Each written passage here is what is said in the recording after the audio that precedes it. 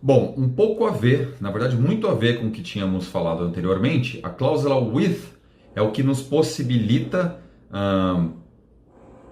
o que nos ajuda a trabalhar com selects intermediários, com subselects. Eu acho, inclusive, apoio bastante o uso do with, acho que é super útil no que diz respeito à legibilidade do código, à clareza do código. Então, eu sou apoiador do uso dela, mas acho que tem que usar com consciência. Aliás, tudo que a gente faz no BigQuery, por ter uma cobrança instantânea, né, das nossas práticas, é necessário ter essa conscientização a todo tempo, tá? Então, eu vou falar um pouco sobre o with, como que combinado com o caso de where e limit pode ser muito útil. Tá? Eu até falo aqui, ó, sob o ponto de vista de sintaxe e organização do código, elas são extremamente úteis. Mas, que fique claro, quando você utiliza um with, coloca o select lá dentro, ele não está materializando esse resultado. A única forma de você materializar um resultado é através da criação de uma tabela temporária ou permanente e não através da utilização de um with, ok? Então, eu escrevo aqui, para cada requisição de um resultado with, há uma nova execução de todo o código contido nele, ou seja, de todo o select que está lá. Então, aquele full scan que existe naquela tabela que você está consultando através daquele with, vai ocorrer toda vez que você chamar ele. Toda vez que você apontar o with para um from sucessivo, ele vai consultar de novo o que tinha nesse with, ok? Então, qual que é a dica que a gente dá, tá? E já falei bastante, e aqui eu estou falando novamente. Materializar o resultado with em uma tabela intermediária, temporária, onde você possa consumir esses dados posteriormente, já com aplicação de determinados filtros e restrições. Tá? É o que eu falei bastante já algumas vezes, estou falando de novo agora, eu vou falar sempre isso. Tá? E mais uma dica que eu dou aqui. Se for utilizar o with como um fornecedor de valores estáticos, como se fosse uma variável, se não for utilizar scripts, né, que ainda está na versão beta e nem sempre a gente faz uso de script para execução de uma query, eu sugiro que faça o uso de uma matriz através do uso do array e depois uma nest para você fazer o processo inverso dela.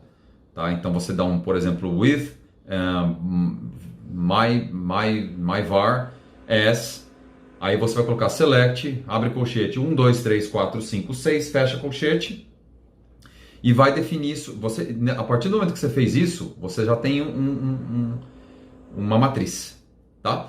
E aí, como você consome essa matriz depois? Através do unnest num select consumindo esse with mais à frente. Depois vocês podem buscar alguns códigos que mostram isso, tá? Mas é isso que eu sugiro, essa prática que eu sugiro utilizar, ao invés de colocar select 1, union all, select 2, union all, select 3, union all. BigQuery foi feito para utilizar-se com matrizes em tabelas. Ele é feito para isso.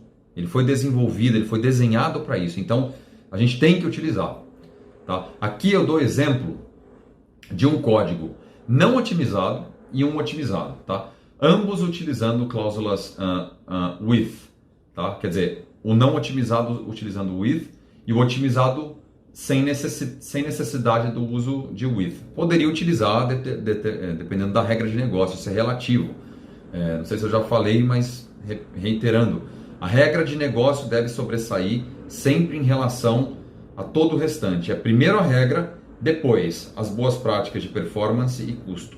Não adianta você aplicar a melhor prática de custo e de performance se não conseguir atender uma regra de negócio. Você vai estar entregando um resultado que não é o que as pessoas para quem você está entregando esses dados estão esperando, né? Então não adianta nada. Então olha só o que eu fiz aqui, olha, por exemplo, aqui primeiro eu fiz um with, tá? 0, depois vem 1, depois vem o 2, é até uma prática que eu recomendo. Eu uso o underline aqui para você como uma boa prática também, acho que fica fácil de você entender depois esses valores, para chamá-los.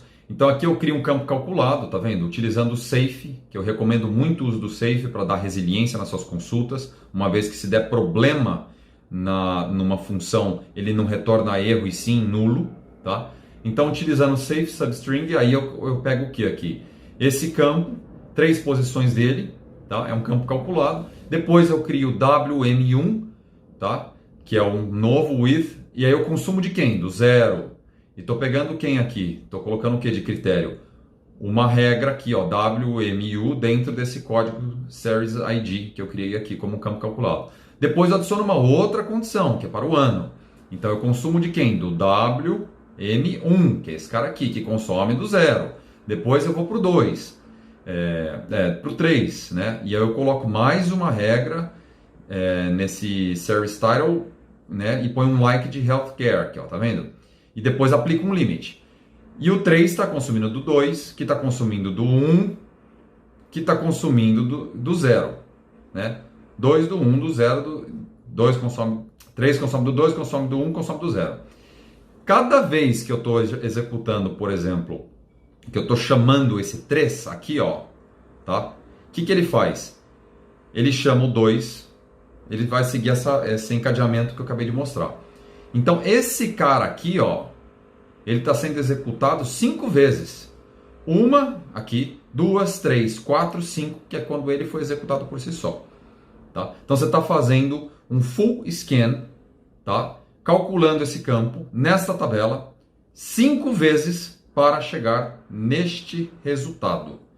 Essa não é uma boa prática para o uso de with e nem para o uso do BigQuery. Qual seria a boa prática nesse momento? Considerar quais são as regras os critérios necessários que são em comum, que podem ser executados concomitantemente, ou seja, juntos, né? Então, por exemplo, esse cara pode ser combinado junto com esse, ó. Eu não preciso filtrar. Porque aqui eu filtrei isso aqui, não fiz nenhuma aplicação de limite, mais nada. Depois filtrei o ano. Eles poderiam estar juntos, concorda? Não tem por que eles não estarem juntos. E esse outro cara aqui, ó, calculando o campo, fazendo o campo calculado sem nenhuma regra de where. Por que não poderia estar junto com essa regra ou junto com essa outra regra? Nada impede. Eles deveriam estar juntos. E se eles estivessem, você executaria um full scan uma única vez. E depois consumiria o resultado desse full scan, que seria mais limitado, mais filtrado, outras vezes para o consumo de um determinado dashboard que consumiria essa consulta centenas, milhares de vezes. Tá? Então aí, qual seria o código otimizado?